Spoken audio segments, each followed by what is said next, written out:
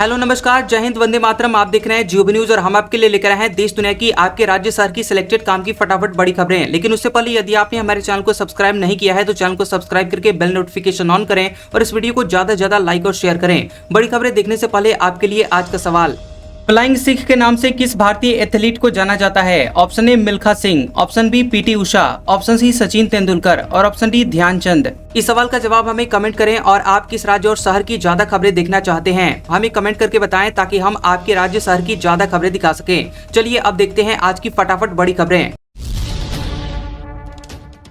19 kilo वाला gas cylinder 34 रुपए 50 पैसे तक सस्ता हुआ। हवाई यात्रा महंगी हो सकती है। यूपीआई के नए नियम लागू, 5 बड़े बदलाव हुए। अगस्त में 5 बड़े बदलाव हो रहे हैं जो सीधे आपसे जुड़े हैं। 19 किलो वाला कमर्शियल गैस सिलेंडर 34 रुपए 50 पैसे तक सस्ता हो गया है। इधर कमर्शियल प्लेन में इस्तेमाल होने वाले एविएशन टर्बाइन फ्यूल यानी ATF की कीमत 2677.88 रुपए तक बढ़ गई है। इससे हवाई सफर महंगा हो सकता है। वहीं यूपीआई एप्स पर बैलेंस चेक करने की लिमिट 50 हो गई है, यानी कि अब आप दिन भर में मैक्सिमम 50 बार अपने अकाउंट से बैलेंस चेक कर पाएंगे। बता दें कि अब 19 किलो वाले कमर्शियल गैस सिलेंडर 34 रुपए 50 पैसे तक सस्ता हो गया है। दिल्ली में इसकी कीमत 33 रुपए 50 पैसे घटकर 1631 रुपए 50 पैसे हो गई है। ये पहले 1665 रुपए में मिल रहा था। वहीं कोलकाता में ये अब 34 रुपए 50 पैसे सस्ता होकर 1769 रुपए में मिलेगा। आपको बता दें कि यहाँ घरेलू सिलेंडर के दामों में कोई भी बदलाव नहीं किया गया है। इसके अलावा यूपीआई नियम में बदलाव किए गए हैं। ऐप पर 50 बार ही बैलेंस चेक कर पाएंगे। अगर आप दिन में किसी एक यूपीआई ऐप से 50 से ज्यादा बार बैलेंस चेक नहीं कर पाएंगे। अब ऑटो पे जैसे कि EMI और सब्सक्रिप्शन या फिर बिल पेमेंट अब दिन में किसी भी समय नहीं बल्कि एक तय समय स्लॉट में ही होंगे। ये पेमेंट सुबह 10 बजे से दोपहर के 1 बजे और शाम के 5 बजे से रात के 9:30 बजे के बीच प्रोसेस नहीं होंगे। अगर कोई पेमेंट अटक जाता है तो आप उसका स्टेटस सिर्फ 3 बार ही चेक कर पाएंगे, वो भी हर 90 सेकंड के गैप के साथ। वहीं बैंकों को चार्ज बैक क्लेम रिजेक्ट होने पर NPCI से दोबारा अनुमति लेने की जरूरत नहीं होगी। इससे विवाद समाधान तेज होगा। इसके अलावा बता दें कि क्रेडिट कार्ड पर मिलने वाला इंश्योरेंस कवर बंद हो गया है। SBI ने 11 अगस्त से कुछ को ब्रांडेड क्रेडिट कार्ड्स इलाइट और प्राइम पर मिलने वाले फ्री एयर एक्सीडेंट इंश्योरेंस बंद करने का फैसला किया है। अभी तक ये कवर 50 लाख से 1 करोड़ रुपए तक मिलता था। ये बीमा पहले UCO bank, central bank, Karur Vysya bank और इलाहाबाद बैंक के साथ पार्टनरशिप में दिया जाता था। इसके अलावा एविएशन टर्बाइन फ्यूल यानी ATF 3% महंगा हुआ है। ऑल मार्केटिंग कंपनियों ने एविएशन टर्बाइन फ्यूल यानी ATF के दाम 2677 रुपए 88 पैसे प्रति किलो लीटर यानी 1000 लीटर या फिर 3% बढ़ाकर 92,021.93 रुपए प्रति 1000 लीटर कर दिया है। इस बढ़ोतरी का सीधा असर फ्लाइट के किराए पर हो सकता है। ऐसे में आने वाले समय में एयर टिकट महंगा हो सकता है। इसके अलावा RBI ब्याज दरों में भी कटौती कर सकता है। इस महीने 4 से 6 अगस्त तक reserve bank of India RBI की मॉनेटरी पॉलिसी कमेटी की मीटिंग होने वाली है और इस बैठक में RBI governor Sanjay Malhotra panel के साथ मिलकर ब्याज दरों में 0.25% की कटौती कर सकते हैं। इससे पहले जून में हुई MPC की मीटिंग में RBI ने रेपो रेट को 0.50 घटाकर 5.50% कर दिया था। रेट कट का सीधा असर आपके लोन की EMI और सेविंग्स अकाउंट्स की ब्याज दर पर पड़ सकता है, यानी कि कटौती में ब्याज दरें कम हो सकती है। इसके अलावा पेट्रोल डीजल की कीमतों में कोई भी बदलाव नहीं किया गया है। दिल्ली में पेट्रोल प्रति लीटर 94 रुपए 72 पैसे और डीजल यहाँ 87 रुपए 62 पैसे में मिल रहा है।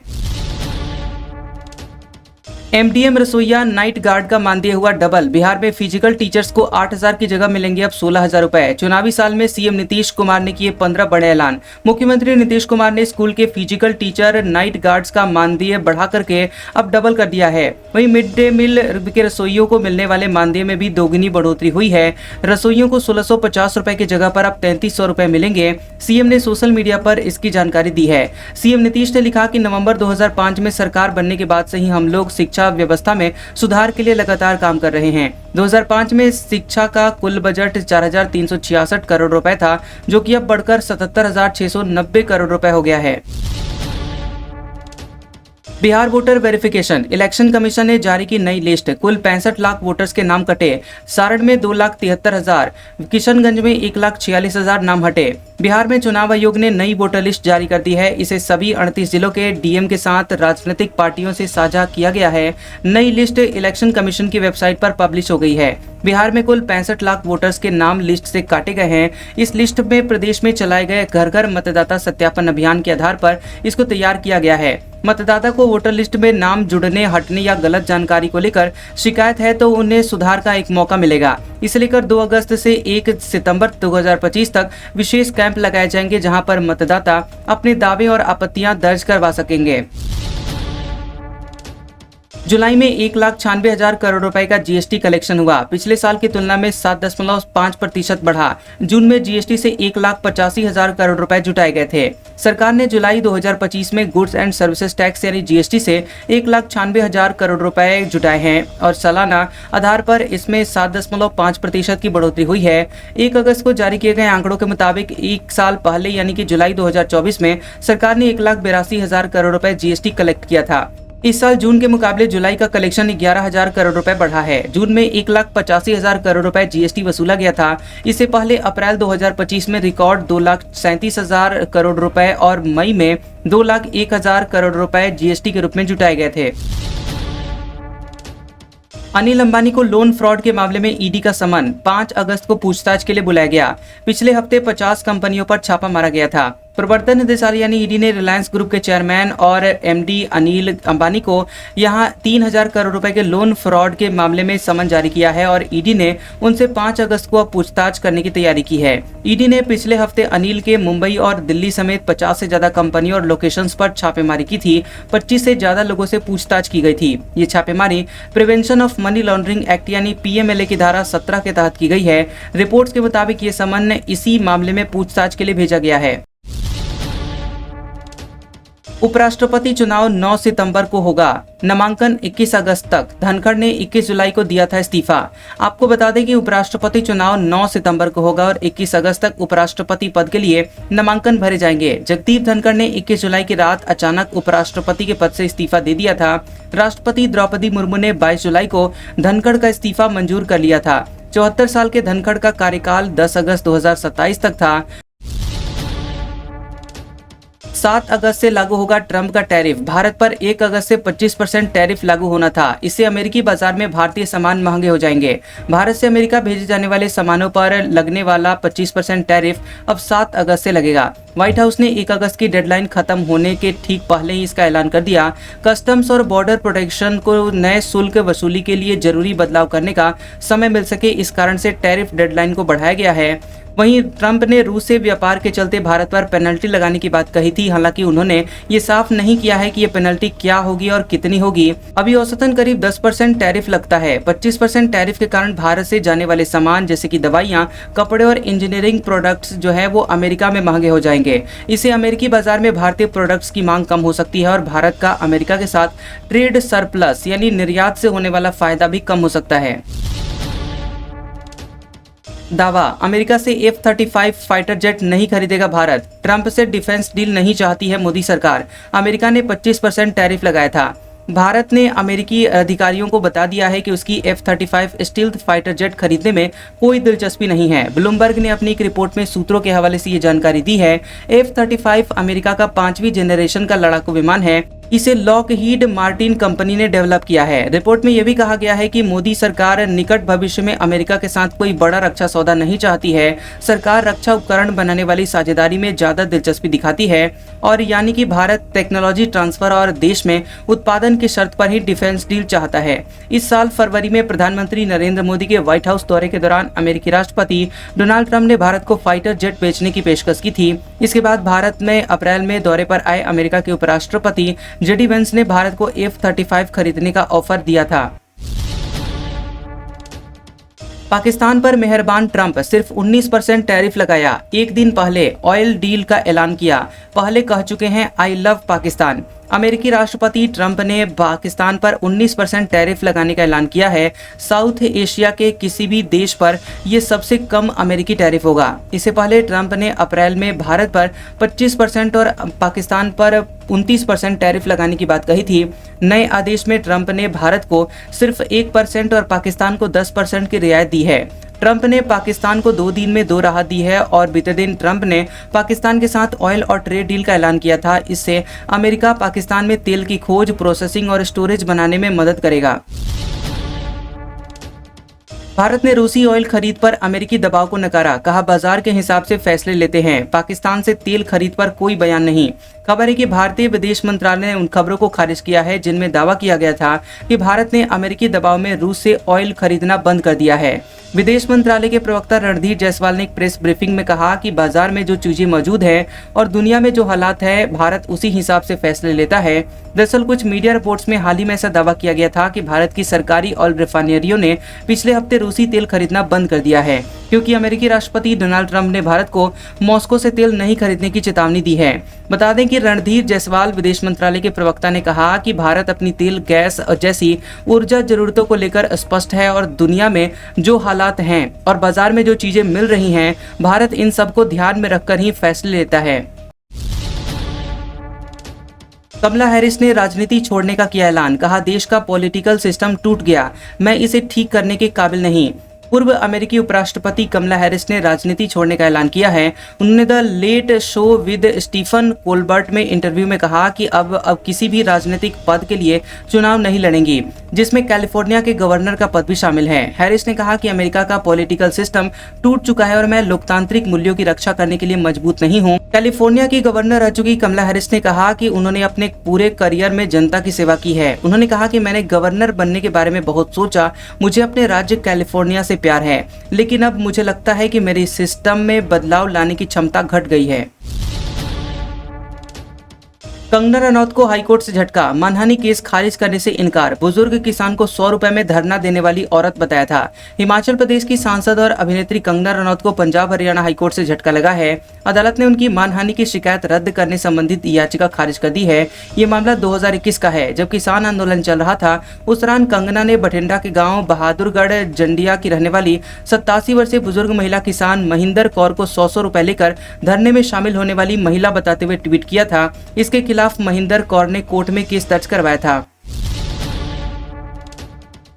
केजरीवाल बोले, बड़ा नेता पकड़ा तो बीजेपी कांग्रेस आंसू बहा रही है। पिछली सरकारों के मंत्री नशा सप्लाई करते थे, तस्करों को घरों में रखा। पंजाब के स्कूलों में अब नशा मुक्ति विषय को लेकर कक्षाएं चलेंगी और प्रदेश में 9वीं से 12वीं कक्षा के छात्रों को नशे से बचने के लिए विशेष रूप से तैयार किया गया पाठ्यक्रम पढ़ाया जाएगा। हर 15 दिन में 35 मिनट की कक्षा के माध्यम से बच्चों को फिल्मों, क्विज और खेलों के जरिए सिखाया जाएगा कि उन्हें नशों से दूर क्यों और कैसे रहना चाहिए। इस पहल की शुरुआत पंजाब के मुख्यमंत्री भगवंत मान और आम आदमी पार्टी के संयोजक अरविंद केजरीवाल द्वारा की गई। इस मौके पर सीएम ने कहा कि शुरुआत सिलेबस की सरकारी स्कूलों से की गई है, इसके बाद इसे प्राइवेट स्कूल और कॉलेजों में भी पढ़ाया जाएगा। केजरीवाल ने इस दौरान कहा कि हमने नशे के खिलाफ चल रही मुहिम में एक बड़े नेता पर कार्रवाई की, उसे जेल में डाल दिया। कांग्रेस, बीजेपी और अकाली दल के नेता उसके समर्थन में उतर आए। ये कह रहे हैं कि उसके साथ गलत हुआ है। बीजेपी और कांग्रेस के नेता आंसू बहा रहे हैं और अकाली दल के लोग हमें गालियां दे रहे हैं। वहीं कार्यक्रम के आखिर में सीएम भगवंत मान ने सभी को नशा न करने की शपथ दिलाई। प्रदेश भाजपा अध्यक्ष चंद्रशेखर बोले, केरल की ननों की गिरफ्तारी गलत फहमी के कारण हुई, जल्दी रिहाई होगी।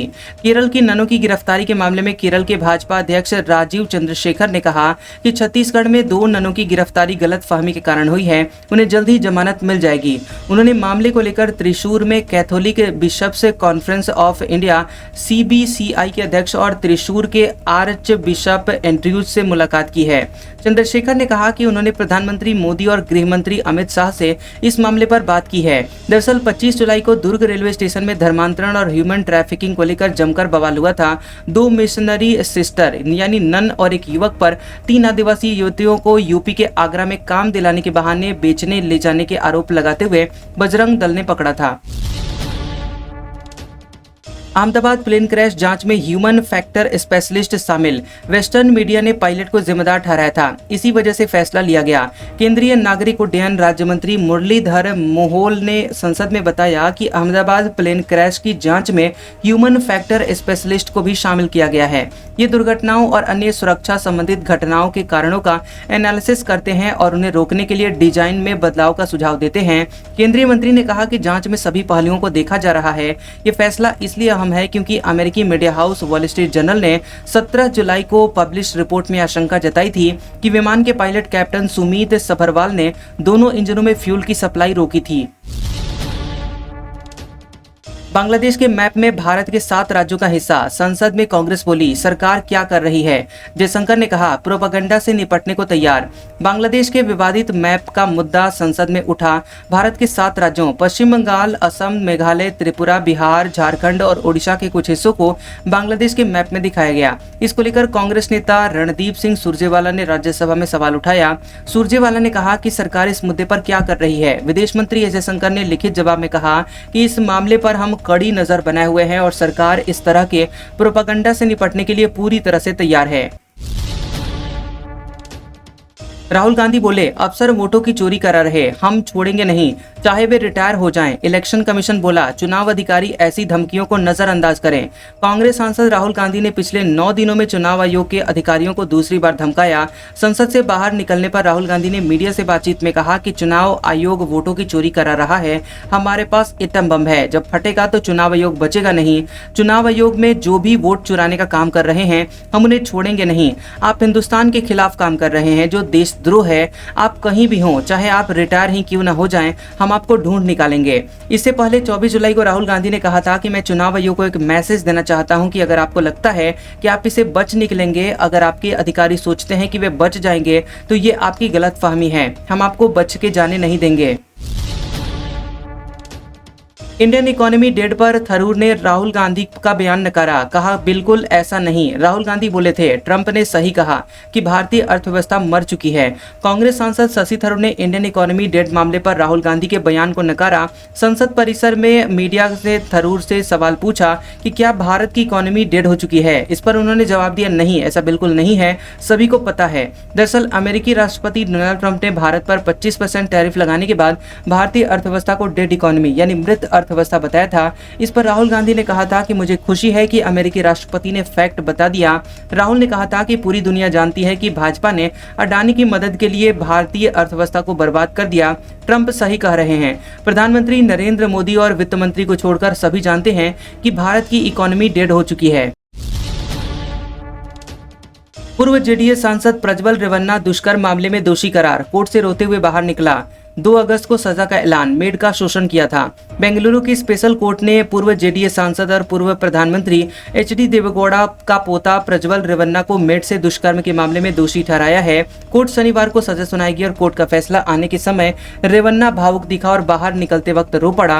रेवन्ना के परिवार के फार्म हाउस में काम करने वाली 47 साल की एक महिला ने पिछले साल अप्रैल में उसके खिलाफ एफआईआर दर्ज करवाई थी। उसने रेवन्ना पर 2021 से कई बार दुष्कर्म करने और किसी को घटना के बारे में बताने पर वीडियो लीक करने की धमकी देने का आरोप लगाया था। कोर्ट ने 18 जुलाई को इस मामले में सुनवाई पूरी की थी। रेवन्ना के खिलाफ दुष्कर्म, ताक झांक, आपराधिक धमकी और अश्लील तस्वीरें लीक करने समेत कई विभिन्न धाराओं के तहत आरोप तय किए गए थे। उसके खिलाफ दुष्कर्म के 4 मामले दर्ज हैं और इसमें से ये पहला केस है जिसमें उसे दोषी ठहराया गया है। आरोप, सांसदों को रोकने के लिए राज्यसभा में कमांडो बुलाए गए। रिजिजू बोले विपक्ष के कुछ सदस्य आक्रामक हुए, उन्हें वेल में जाने से रोका गया। बता दें कि संसद के मानसून सत्र का शुक्रवार को 10वां दिन था। बिहार वोटर वेरिफिकेशन के मुद्दे पर विपक्ष ने हंगामा किया। कांग्रेस नेता ने आरोप लगाया कि राज्यसभा में सदस्यों को रोकने के लिए कमांडो बुलाए गए। ये लोकतंत्र के इतिहास का काला दिन है। कांग्रेस सांसद प्रमोद तिवारी ने कहा कि आज कमांडो तैनात किए गए हैं। कोई कह रहा है ये सीआईएसएफ है, कोई कुछ और कह रहा है। उन जवानों ने सदस्यों को स्टाफ से मिलने से रोका। हमारी महिला सदस्यों को पुरुष जवानों ने रोका। जिस तरह से सदन के बाहर से लोगों को बुलाया गया और सांसदों को जबरदस्ती वेल में जाने से रोका गया, ये आपत्तिजनक है। सब कुछ कैमरे में कैद है। राजस्थान में 2699 जर्जर भवन गिराए जाएंगे। सड़क किनारे ढीले तारों को तुरंत ठीक करने के निर्देश दिए गए। बता दें कि राजस्थान के झालवाड़ा और जैसलमेर में हुए हादसों के बाद स्वायत्त शासन विभाग पूरी तरह से एक्टिव मोड में आ गया है। विभाग के शासन सचिव रवि जैन ने प्रदेश भर के 224 निकाय प्रमुख की बैठक ली। इसमें उन्होंने प्रदेश भर में जर्जर हो चुके 2699 भवनों को सील कर ध्वस्त करने के आदेश दिए हैं। दरअसल राजस्थान में संभावित भारी भारी बारिश के बाद स्वायत्त शासन विभाग एक्टिव मोड में आया और विभाग के सचिव रवि जैन ने प्रदेश भर में तैयारियों को लेकर सभी निकाय प्रमुख की अहम समीक्षा बैठक ली। इस बैठक में उन्होंने प्रदेश की सभी नगरीय निकायों के आलाधिकारियों को सतर्क रहते हुए जल्द से जल्द आम जनता को राहत पहुंचाने के निर्देश दिए हैं। आसाराम की याचिका पर जोधपुर में फिर सुनवाई टली। सुप्रीम कोर्ट ने अंतरिम जमानत बढ़ाने की याचिका पर सुनवाई से किया इनकार। बता दें कि गुजरात और राजस्थान में दुष्कर्म के मामले में आजीवन कारावास की सजा काट रहे 86 साल के आसाराम बापू के लिए अब कानूनी राहत के रास्ते तेजी से सिमट रहे हैं। राजस्थान हाईकोर्ट ने सजा स्थगन को लेकर लंबित याचिका पर भी एक बार फिर से सुनवाई टल गई है। वहीं सुप्रीम कोर्ट ने 30 जुलाई को गुजरात मामले में आसाराम की अंतरिम जमानत बढ़ाने की याचिका पर सुनवाई से मना किया था। आज का सुविचार, सुख में जो साथ दे वो रिश्ते होते हैं, लेकिन दुख में जो साथ दे वो फरिश्ते होते हैं। कैसा लगा ये वीडियो हमें कमेंट सेक्शन में जरूर बताएं। वीडियो पसंद आया हो तो वीडियो को लाइक और शेयर करें और ऐसी इंटरेस्टिंग वीडियोस देखने के लिए हमारे चैनल जियोबी न्यूज को सब्सक्राइब करें और बेल आइकॉन को दबाएं। और हमारे ओल्ड और लेटेस्ट वीडियोस देखने के लिए हमारे प्लेलिस्ट और कम्युनिटी टैब को जरूर चेक करें। तो मिलते हैं अगले वीडियो में, तब तक के लिए आपका शुक्रिया।